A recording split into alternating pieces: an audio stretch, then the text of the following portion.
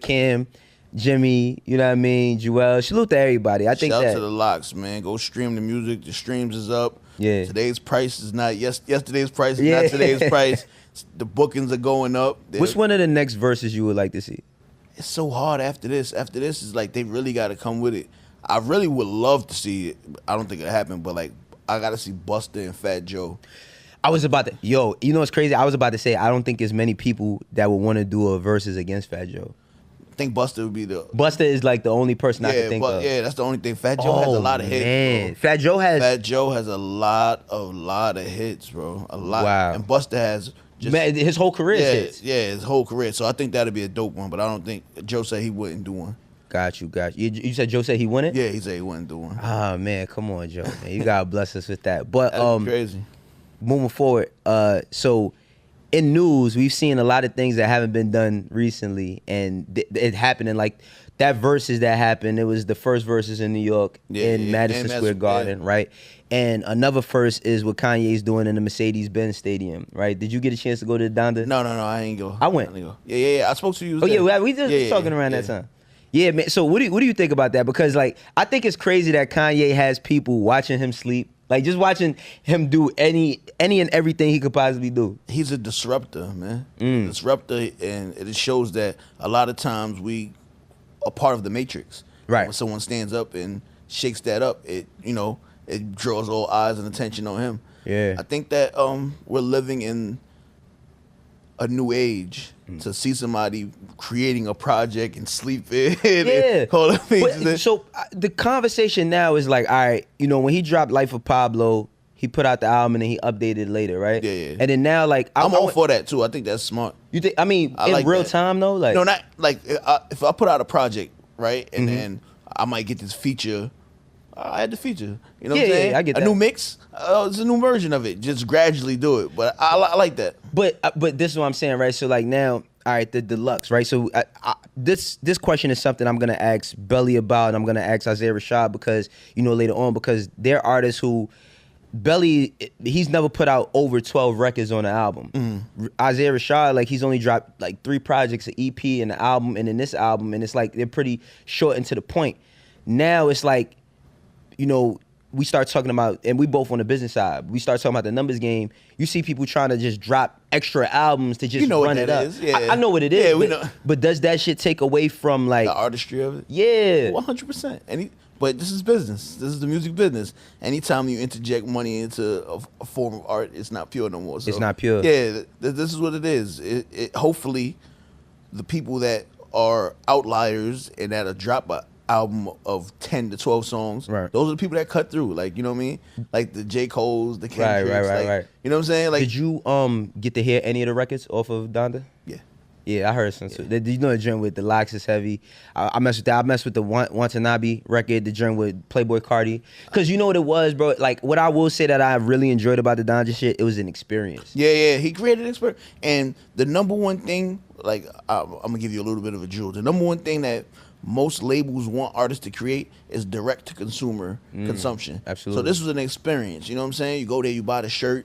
I think they were selling some type of bundle where you get... Yeah, they had a bunch of... Yeah, so everybody who is watching right now, make sure that y'all paying attention because I know that we got a lot of up-and-coming artists or aspiring artists and managers, and people always asking me and Hov how they could get some information out of us. We're giving it to you right now. Absolutely, right? But talk more about that, like the direct-to-consumer. Like, the thing about it is that we have the young kid who might not understand that Kanye's been on Def Jam his entire career. Yep.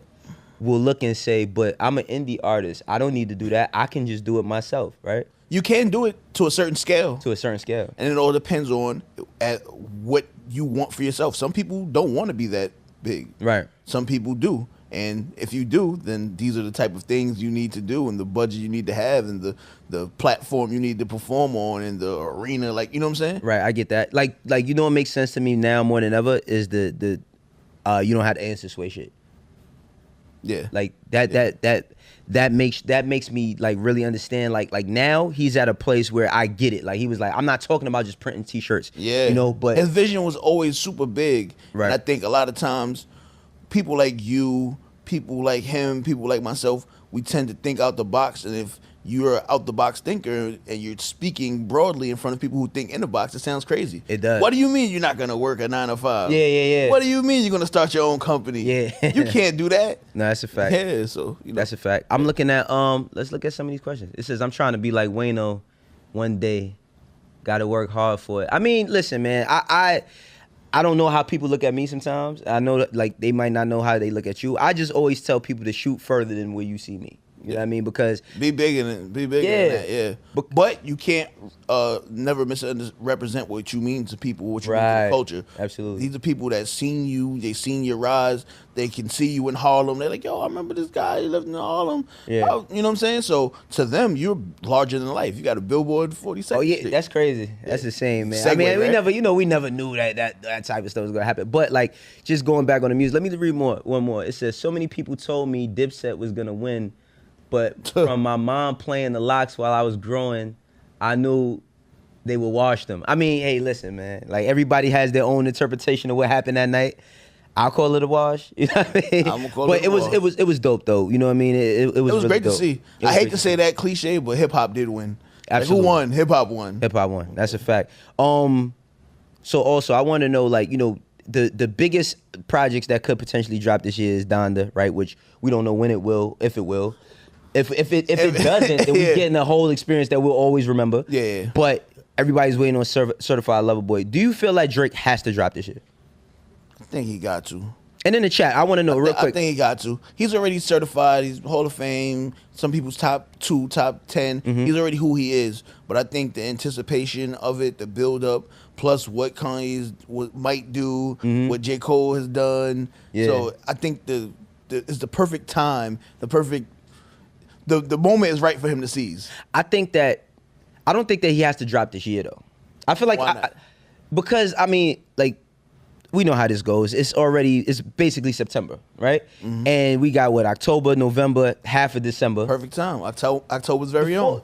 Right. The fourth quarter is the time, but at the heavyweights. But I do feel like Drake, who Drake is, and like, I feel like he's just sitting back, right? And he's watching everybody play their cards, and I feel like he doesn't want to drop around Kanye. Do you think Kanye's waiting on him or vice versa? I don't think that it's that deep that they're waiting on each other, but I do believe that they're paying attention to what each other does. Now, what would really shake shit up is if Drake ends up on Donda, or vice versa. I feel like that's gonna happen. Yeah. I feel like that's gonna happen, and I do think that, you know, when you are an icon, you're aware. Michael Jackson knew what Prince was doing. You know what I'm saying? That's a fact. He knew what was up. That's a fact. I do definitely think that Kanye is cognizant of Drake, and he wants to make sure his album is 100% super right. And plus, it's his mom's name. You can't have an album that's not critically acclaimed and loved. It's your mom's name. Like, right. This Donda is whack. You That's know what I'm saying? fact. Make sure for everybody that is watching that you are in the chat. Make sure that you sending in questions.